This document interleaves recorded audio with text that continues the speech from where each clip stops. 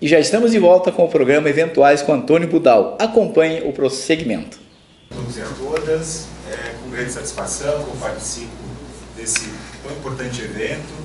O professor Perotti, nosso coordenador lá do curso de Direito, quando veio me convidar para esse evento, ele falou, não, conversar, falar um pouquinho lá para os vereadores, eu não achei que era um evento tão importante assim como é esse, né? Então é uma satisfação muito grande, mas claro que a nossa responsabilidade aumenta bastante. Gostaria de agradecer a presença de todos, né, estudantes, autoridades, professores, e nome específico do vereador, né, presidente da casa, né, o vereador Almires, e também em nome da nossa professora Marta, nossa diretora lá da Universidade, da Uniguaçu. Bom, o tema, licitações e contratos administrativos. Né, pelo que eu sei, o público aqui é bastante eclético, né, composto tanto por pessoas que já tiveram algum contato com o tema, mas também composto por pessoas que talvez seja a primeira vez que vai, né, verificar algumas questões mais específicas do tema das licitações e contratos. Então, eu preparei uma fala um pouco mais ampla sobre as temáticas das licitações e contratos, e como o vereador Almires informou, a qualquer momento, quem tiver interesse de fazer alguma pergunta, né, eu fico à disposição de tentar responder essa pergunta, não precisa ficar lá para o final. Bom, o tema licitações e contratos administrativos. Não sei se é possível já ajudar para o próximo. Então, a minha fala se divide em 3 partes. Né? Podem ficar tranquilos que até meia-noite, no máximo, eu libero vocês, não tem problema. Então, a primeira parte eu vou falar sobre administração pública, um pouquinho. Depois eu vou falar sobre licitações e depois sobre os contratos administrativos. Bom, sobre administração pública. Existia, né, no período de um Estado absolutista, num período em que existia lá o rei todo-poderoso, uma autoridade que ela não tinha controle nenhuma sobre ela. Né? Não existia qualquer tipo de fiscalização, não existia naquela época o Tribunal de Contas, não existia naquela época o Ministério Público, não existia naquela época questionar as autoridades. Contra esse tipo, né, de autoritarismo da época, né, principalmente lá na Europa, desse absolutismo monárquico, existiram as revoluções burguesas. Né? As revoluções burguesas, as revoluções como a Revolução Francesa, a Revolução Estadunidense, a Revolução Inglesa, elas serviram para várias questões. Uma delas é para a implementação do que a gente chama de Estado de Direito. O que é o Estado de Direito? O Estado de Direito é um Estado em que não vai existir só uma autoridade toda poderosa. Né? Vão existir os 3 poderes, vai existir um poder judiciário, um poder legislativo, um poder executivo. Esses poderes eles vão se controlar, né, de forma harmônica e independente. E também, o que talvez seja o mais importante, eles devem ser fiscalizados, controlados pelo próprio povo. Isso é Estado de Direito. Mas esse Estado de Direito também surge com o intuito, né, de garantir um novo tipo de Estado. Naquela época é o Estado liberal, que vai tentar garantir as liberdades individuais, os direitos fundamentais individuais das pessoas, vai tentar limitar esse poder todo que tinha o Estado absolutista naquele momento. Mas também, o que existia nesse momento, né, no Estado absolutista, que as revoluções burguesas vão ser contrárias, era o que a gente chama de patrimonialismo. Né? Não sei se os senhores têm noção desse tema do patrimonialismo, mas basicamente o patrimonialismo é aquilo que é uma confusão entre o que é público e o que é privado. Né? Confusão entre o que é interesse público e o que é interesse privado. E isso existe muito quando você tem uma autoridade toda poderosa que não é controlada nem pelos 3 poderes e nem pelo povo. Então, num momento de patrimonialismo, você tem corrupção, você tem o que a gente chama de clientelismo, né, nepotismo e vários outros problemas nessa administração. Então a gente fala que no período absolutista monárquico, a gente tinha um modelo de administração pública patrimonialista, em que não havia controle, não havia fiscalização, o rei todo-poderoso podia cobrar os impostos que bem entendesse dos súditos, ele podia fazer o que bem entendesse com esse dinheiro, ele podia, no caso, chamar quem ele quisesse para fazer parte da corte, né, seja os seus parentes ou, né, as pessoas que ele escolhesse. Então, claro que naquele momento não existia licitação, não existia concurso público e não existia fiscalização, controle popular e controle dos três poderes, um sobre o outro, e também controlados pelo público. Contra esse patrimonialismo surge um novo tipo de administração pública, principalmente a partir então, do final do século XIX e início do século XX, que é o que a gente chama então de administração pública burocrática. Quando os senhores normalmente ouvem falar a palavra burocracia, sempre é no sentido negativo, né? Provavelmente quando vocês ouvem falar em burocracia, vocês vão pensar em teia de aranha, em procedimentos inúteis, em fila, em uma engrenagem que não funciona, né? Mas, na verdade, burocracia, no sentido técnico da palavra, é o que foi estudado por um autor, um sociólogo chamado Max Weber, né, que estudou a burocracia no sentido de defesa, que ele falava de uma autoridade que respeitasse a questão do racionalismo, né, a questão da legislação, e não baseada em autoridades carismáticas, simplesmente, ou autoridades que se fossem representantes de Deus na Terra, por exemplo. Então, Max Weber dizia que a administração pública precisava funcionar, né, com alguém de forma racional e também respeitando a legislação. Então, contra o patrimonialismo surge a administração pública burocrática. Burocrática no sentido weberiano da palavra. E é nesse momento que surge, então, o concurso público para contratação de pessoal.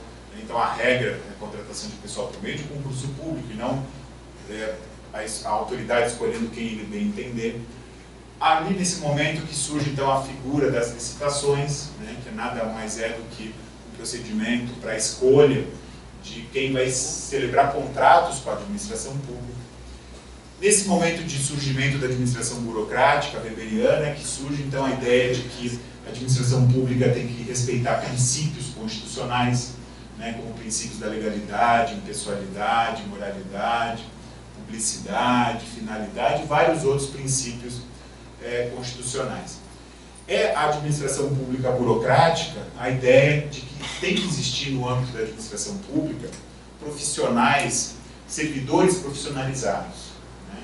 Não é possível que a cada mudança de autoridades, por exemplo, mudança de um prefeito por outro, que tudo pare no município, né, e daí tudo teria que começar do zero a partir de uma nova gestão. Isso não tem sentido. Então é necessário que exista um corpo burocrático, no sentido weberiano da palavra, que vá dar continuidade à atuação da administração pública, independentemente se o prefeito, o governador ou o presidente da República vai ser eleito, reeleito e qual é aquele presidente.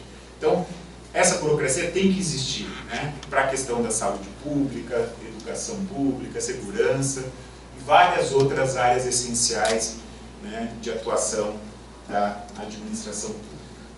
Claro que essa administração pública burocrática, ela está, e isso o Max Weber defendia, ela está subordinada à questão política. Né? Às vezes, hoje em dia, com essa criminalização da política, né? Então todo dia a gente liga lá o jornal, sempre se falando mal da questão da política, mas com essa criminalização da política a gente nem quer ouvir às vezes falar em política. Quando na verdade a política é essencial, né, para o desenvolvimento de uma nação, uma política que venha por meio de eleições democráticas e democracia. É claro que se um prefeito é eleito com uma plataforma X, com uma ideologia Y, né, prometendo isso para a população, ele vai ter que implementar essa política vencedora das eleições. Isso é democrático. Né? Então, a burocracia que vai existir numa prefeitura, no Estado ou na União, ela vai ter que respeitar as questões políticas, porque essa política foi a vencedora de uma determinada eleição. Mas é claro que o vencedor da eleição não pode fazer o que bem entender. Ele tem que estar adstrito à questão racional legal, como defendia Max Weber. Então não pode um governante simplesmente governar porque ele é só carismático ou porque ele é o representante de Deus na Terra. Não. Isso num momento pós-revolucionário burguês, pós-revolução francesa, né, em Estado laico, não é mais possível que exista essa autoridade toda poderosa. Então, a administração pública, na verdade, né, é com esse modelo. Então, quando a gente vai falar em licitação, é o modelo weberiano. Eu não vou entrar aqui em detalhes, mas na década de 90 aqui no Brasil surge uma nova ideia de administração pública, que é a administração pública gerencial. Eu não vou entrar nesse detalhamento aqui, né, não vai dar tempo para a gente tratar disso. Mas essa administração pública gerencial, eu queria fazer alguns ajustes nessa administração burocrática weberiana, mas só se der tempo lá no final a gente pode voltar a esse tema. O fato é que licitação, então, é o resultado dessa administração pública burocrática que surge contra o patrimonialismo, para tentar limitar a corrupção, limitar o clientelismo, a troca de favores indevidos dentro da administração pública, né, e outros problemas existentes. Em países mais desenvolvidos, se conseguiu implementar essa burocracia a contento. Então, na Alemanha, na França, na Inglaterra, se implementou a burocracia weberiana e, é claro, e nos países nórdicos também, né, Suécia, Dinamarca, se implementou e, claro, que nesses países a corrupção ela é menor, o patrimonialismo é menor.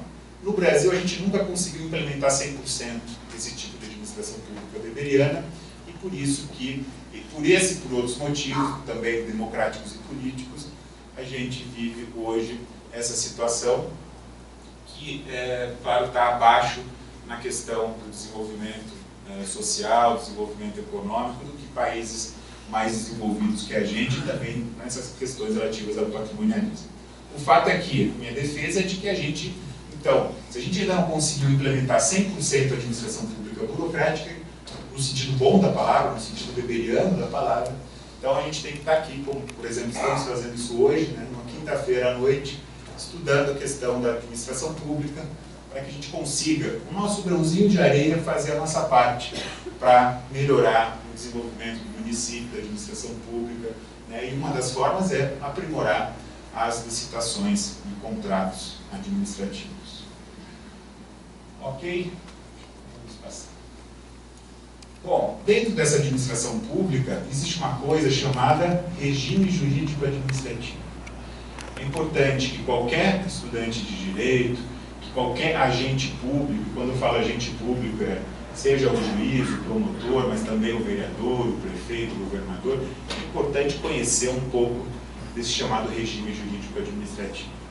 Se a gente está falando em poder, se a gente está falando em administração pública, em Estado, né, no sentido político, a gente está falando que vai ter, então, autoridades com determinados poderes.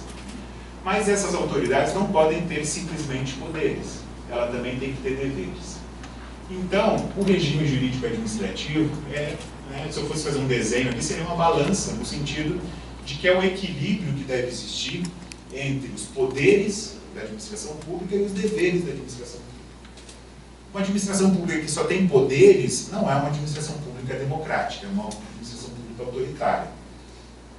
Ela tem que ter poderes, mas tem que ter poderes limitados. E, ao mesmo tempo, ela tem que ter deveres, né? Deveres constitucionais, deveres legais, deveres políticos.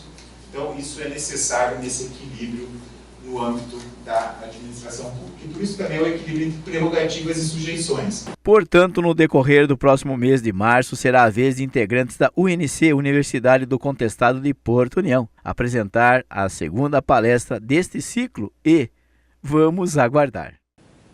E terminamos mais um programa Eventuais com Antônio Budal. Agradecemos sua amável companhia. Retornaremos numa próxima oportunidade com outros assuntos de maior relevância. Ou seja, sempre segundas-feiras, às 20 horas, nesse mesmo horário, aqui nesta emissora. Até a próxima.